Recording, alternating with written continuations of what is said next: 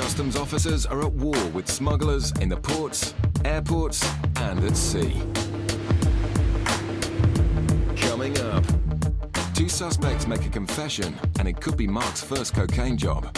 Is there anything I need to know about you? Well, we was a bit naughty in Trinidad. Oh, were you? The rest of the team are all going, this is it, this is a job. The confessions continue from cannabis smugglers at sea. And as they stepped aboard, he turned around to them and said, oh, right, well, OK, the game's up, there's 6 tons on board. But it's nothing but lies from cigarette smugglers in Bristol. Have you ever been stopped by customs before? Never? No, I've never been stopped. He's been stopped before, and he's been issued with a notice 1.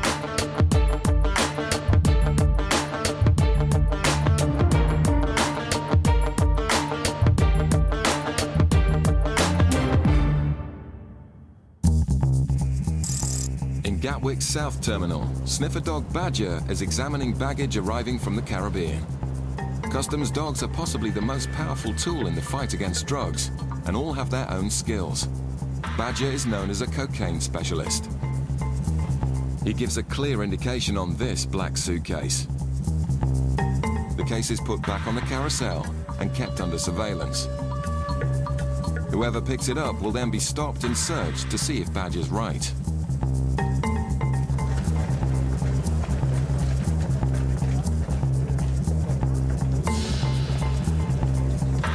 A passenger collects the suspect bag and then attempts to pass through the controls. But Customs Officer Phil is waiting for her. Hello there. Hi. Where have you just arrived from? You travelling by yourself? Can you come to a bench for us, please? Let's get to come up to this one here for us. Thanks very much. You have a passport, please. Have a quick look.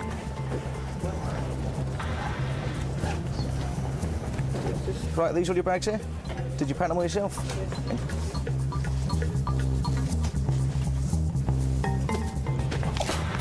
You got the keys, please. Phil checks to see which is the suspect case and then asks the nervous passenger to open it. OK, just going to put this one for our extra machine as well, OK?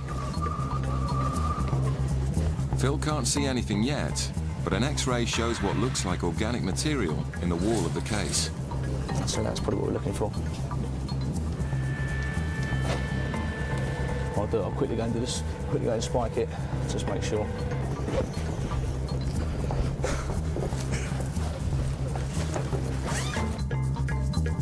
Phil finds a white powder, which he tests to see if it is cocaine.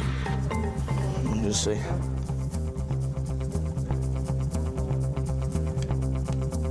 The speed of the reaction indicates the quality of the drugs.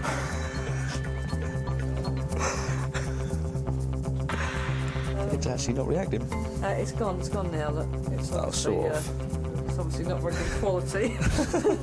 That's what we were hoping for, but a bit quicker and a bit more. The purity is low, but Badger's legendary nose for cocaine has sniffed out another smuggler. OK, the time is 07:32, and I'm arresting you on suspicion of being involved in the importation of a controlled drug. You don't have to say anything. It may harm your defence. You do not mention, when questioned, something which you later rely on in court. Anything you do say may be given evidence. Do you understand? Yeah. The woman's face says it all. Bootleggers use ferries to bring in large quantities of tobacco, and officers are cracking down on so-called backy buses. Amongst all the innocent travellers, are passengers offered a free trip away by bootleggers, as long as they agree to carry back the guideline allowance of tobacco, which the organisers then collect and sell on the black market. Did either of you purchase or obtain anything while you were away? I just got 100 cedis. 100? Yeah. Yeah, and what about And I got you? some tobacco. Yeah, how much have you got? 20 what? 20 packs of 10. Right, OK. Can I ask you just to pop through there and just Yeah. that officer just to have a quick look at your bag? This passenger has 10 kilos of tobacco worth nearly £2,000. Now it's up to the officers to find out if it's for her own use. If not, it will be seized. In Bristol, dozens of flights a day arrive from outside the EU. Officers target these flights to make sure no one brings in more than their allowance of 200 cigarettes to sell on the UK's black market. Usually bags are X-rayed to catch the bootleggers in the act, But today, a passenger hurrying through the customs channel alerts Jane, who pulls him in for a chat in the search bay. Have you got any cigarettes? No. None at all? No? Can you just get that one up on the bench and I'll just have a quick look in it, please? I won't walk away now, just take it. You have got cigarettes? Yes. What? Can you just get that up there? The initial lie didn't work, and it's closely followed by another. It's only that one I've got. Right, okay. But Jane's having none of it. Can you get the other case just up on that bench and open it up for me? Both bags are full of Turkish cigarettes, and the passenger is full of lies. Have you got any in your hand luggage? Yeah, all right. Okay, yeah, I do. Yeah. Well, you are, yeah. We're not under arrest, so... No. No, What? I can walk away. Well, we'll do you some paperwork. You are obviously over the allowance, so they are going to be Obviously, seen. it's not against the law to do it. Well, what I'm going to do is do you some paperwork. The goods will be seized and destroyed, and if he's had goods seized before, he may face a fine or a prison sentence. In Portsmouth, Nikki's now questioning the ferry passenger carrying 10 kilos of tobacco to work out if she may be carrying it for someone else. How many times have you been on previously? I was here last month. Last month? No, sorry, September. Okay. The 2nd. Right, and how many times have you travelled on the Bilbao this year? About 3. About 3 times? Yeah. Okay, have you been stopped by customs before? No. No. A few simple checks tells Nikki that this passenger is also telling lies. She normally brings in 3 kilos and a full quantity of cigarettes as well. And on that was back then. Just see if she's been jobbed before. So as well. She's a well-stocked customer. Lying to a customs officer isn't a good idea, especially if you want to keep your tobacco. But Nikki suspects she's carrying it as part of an organised backy bus. Some of these are for you, some of your family? Yeah. Okay. And how much money have they given you towards their contribution towards the goods? They haven't really given me anything because I'll give them gifts, you know, for Christmas. Right, okay, so you don't expect to receive any payment of any sort for these goods? How much have they cost you? £340. £340 for all of it? Yeah. Right, okay. It turns out the woman's travelling on a coach known to customs as one of their regular backy buses. The passenger is offered an interview, but she decides to give up. Yeah. Okay, you're not under arrest. I'll leave the stuff. Have you got the passport? Because there's other people waiting to go home, you know what I mean? Okay, so you don't want... Do you want me to detain the goods or do you just want to abandon them? Just abandon them. Just abandon them? Passport, yeah. Okay, so you don't want to stay for interview and you do not want me to detain your goods? I need to get home. My father needs me, and there's people waiting on the coach. Okay, so you just want to leave your goods and walk away? Yeah. Okay. Knowing that organisers of backy buses tell their carriers to abandon their goods in case they give too much away in interview, convinces Nikki she's done the right thing. But the woman insists she's done nothing wrong. It's over. We're not doing no drugs or nothing. You know, shouldn't they? Thank you. Your passport's back. She has been stopped by customs before, even though she claimed that she hadn't. I was not happy in my own mind to let her proceed with the goods unless I knew they were for her own personal use, and on this occasion, I don't believe they were. Back in Bristol, Jane's waiting for the results of background checks on the man caught with 11,000 Turkish cigarettes. Have you ever been stopped by customs before? Never? No, I've never been stopped. So if I check the records now, I'm not... No. The checks reveal this to be yet another lie. Just a record to see if he's had anything seized from him before, or if she's had anything seized from him before. Don't think he has, but he's been stopped before, and he's been issued with a notice 1. He said to me initially, I said, have you got cigarettes? He went, no. I said, well, I'm going to look in your bags. And he said, oh, they're full. Right. And he said that he knows. Okay. Fair enough. So I'll just get rid of him, I think. The man has been stopped before, but it's his first seizure, so escapes a fine. Although he's lost the cigarettes, which will be added to the billions taken off the black market by customs each year. You could tell that this was for resale because of all the different brands. Yeah. And there was no luggage. No. And they were both trying to race through without getting eye contact with anyone. And that was why I went after him, because I think he was trying to get out quite quickly. Meanwhile, the woman in Gatwick's South Terminal won't be leaving just yet. What, just leave that there? Just come around here. You can take a seat on the far side, please. Okay, do you understand why you've been arrested? No. Okay, we found what we believe to be a controlled drug in your bag. She's keeping quiet. Not surprising, as there's around a kilo of pure cocaine in her suitcase. See, it's all the way around the bag. You can feel it as well, how thick it is. The woman's taken to the custody cells for questioning. If found guilty, she could be facing a long prison sentence.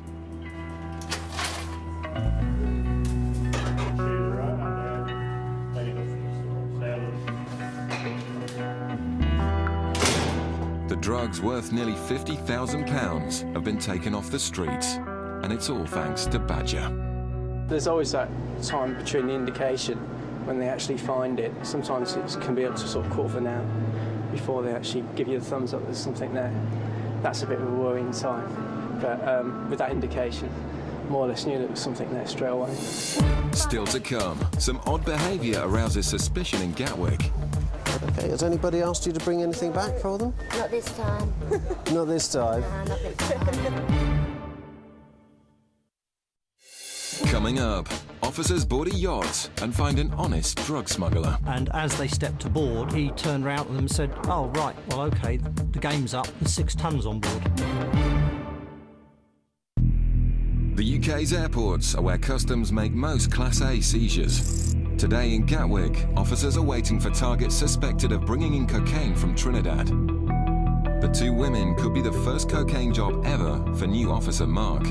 Nervous because the rest of the team are all going, this is it, this is a job. They've definitely got it. So I'm nervous.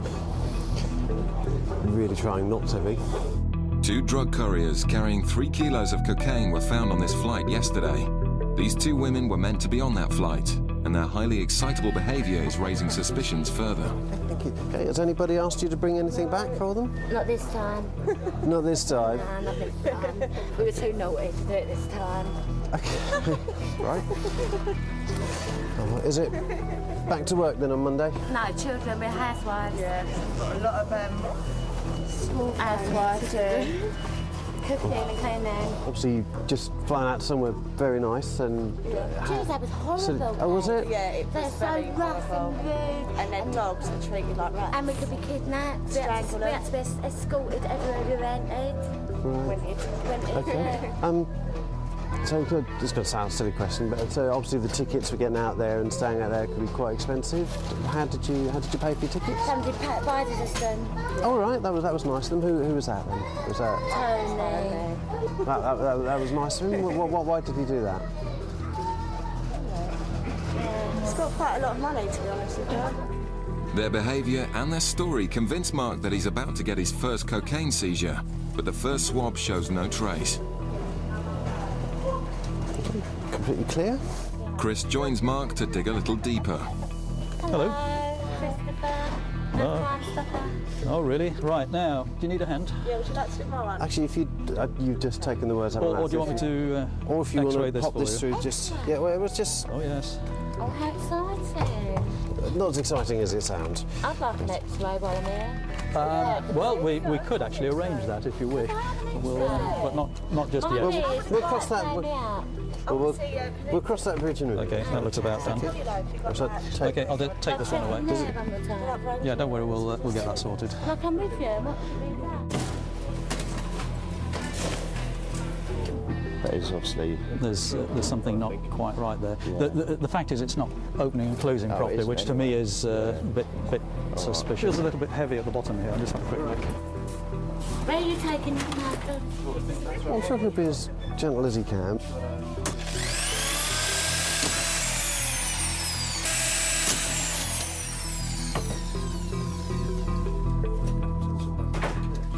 The bags are clean, but with so much to gain from smuggling, sometimes couriers carry drugs inside their bodies. We'll go for a strip search, presumably, rather than... What I'm about to do, I'm going to go and speak to a colleague because I'm going to ask for somebody to do a search of person. Search of Yeah, because of... well, that's not something that we can know. It would just be a visual. It would be a visual inspection. Well, because of where you've come from. No, Well, hang on just a second. Hang on just a second. Where you've come from, you've both said to me, obviously, you're housewives, you don't have the money. Obviously, you said Uncle Tony's paid for it. No, that's absolutely fine. But obviously, we come across people that don't have money that other people pay to go out and bring drugs in. So it's something that we need to check. They're not happy, but a body search will find the truth. So the quicker I go, the quicker it gets done. All right?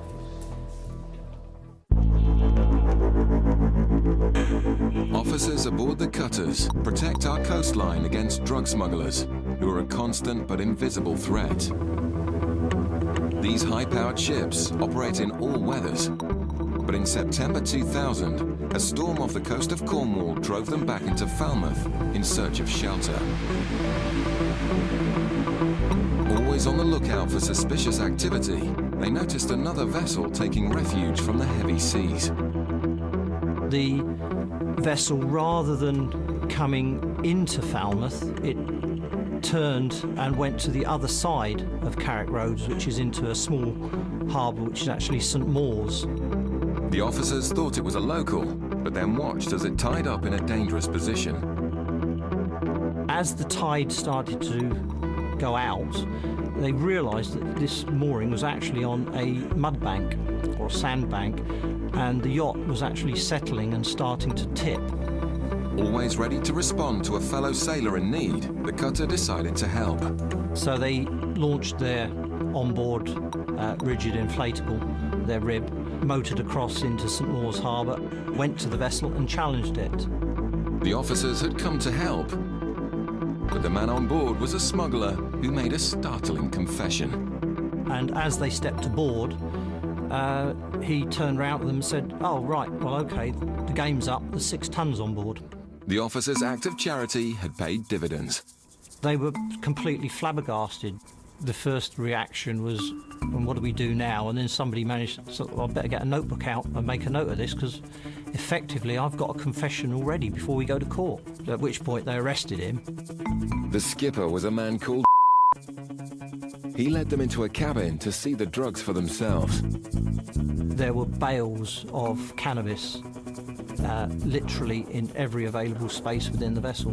They also found evidence he wasn't working alone. 2 passports were actually found on the vessel. So they decided that the best thing to do was to remove him from the vessel. 3 of the cutter crew stayed on board the ketch and wait and see if the crew came back in the morning. Accomplices did return, right into the trap. It was about 8 o'clock in the morning.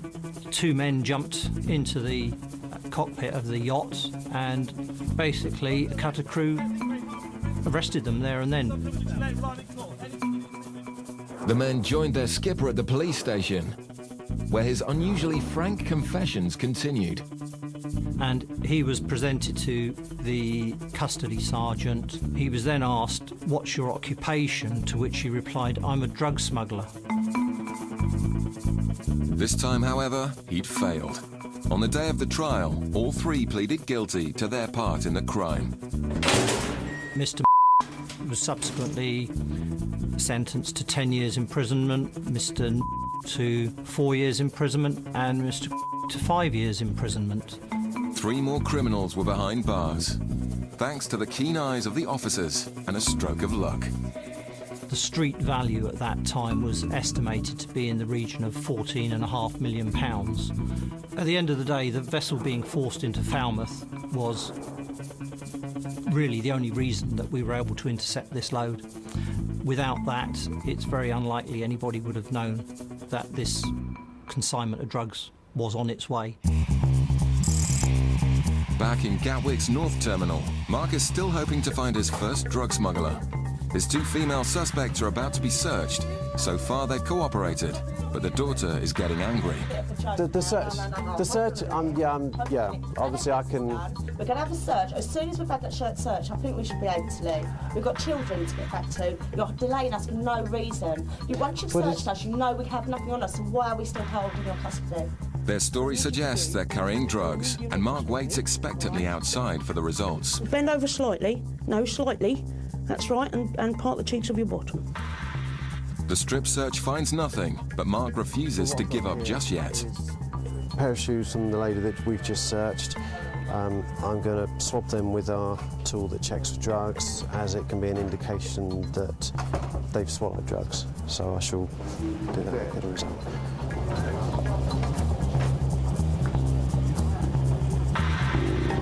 A small indication.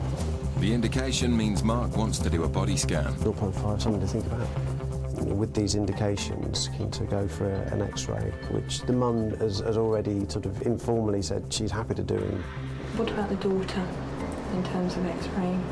Do you think she'll be happy to do that? She's not happy to be here at the moment. You don't think they're going to stay? You're going to have to look at arresting them? Worried about the daughter's reaction to the X-ray, they decide to arrest them. I'm arresting you on suspicion of being involved with the importation of a controlled drug. You do not have to say anything, but it may harm your defence if you do not mention when questioned, something which you later rely on in court. Who wants to go first then? Let's get moving. The daughter agrees to be X-rayed first. In just a few seconds, Mark will know if they've swallowed packages of cocaine.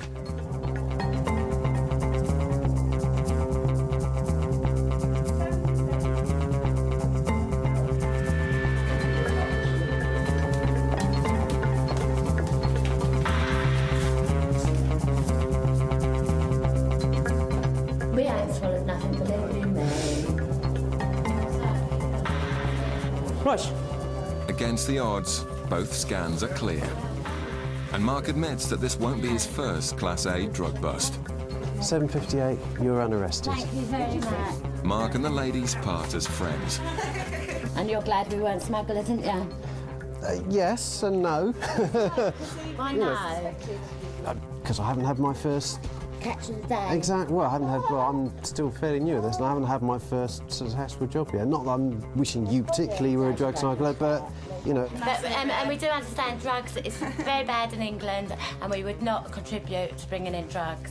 Because my husband died of a heroin overdose, my brother died of a heroin overdose, so I do understand drugs do not need to be in this country. I've got 4 children who I don't want on drugs, you know what I mean? So I'm anti-drugs, and I understand why you have to do this, you know what I mean? And all good on them, all good on them, yeah. The cocaine smuggler from the South Terminal was charged with attempting to import 873 grams of cocaine. She pleaded guilty and was sentenced to 6 years in prison.